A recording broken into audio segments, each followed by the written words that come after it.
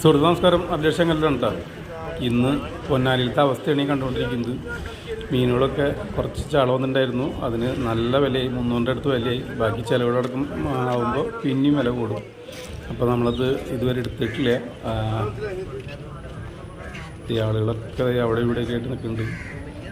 ഇപ്പോൾ ഒരു ചെറിയ ഡിങ്കിയിൽ ഒരു കുറച്ച് അയില വന്നിട്ടുണ്ട്.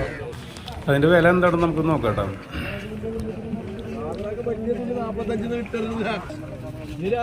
അപ്പോൾ അത് നല്ല വിലയ്ക്ക് മേടിച്ചു കൊണ്ട് പോകുന്നത് 240 വിലയുണ്ട്.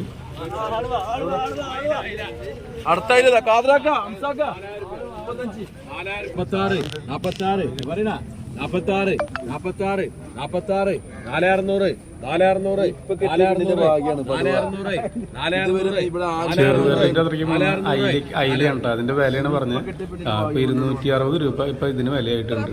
അപ്പൊ സുഹൃത്തുക്കളെ, നമുക്കിന്ന് മീനുണ്ടായിരിക്കുന്നതല്ല കേട്ടോ.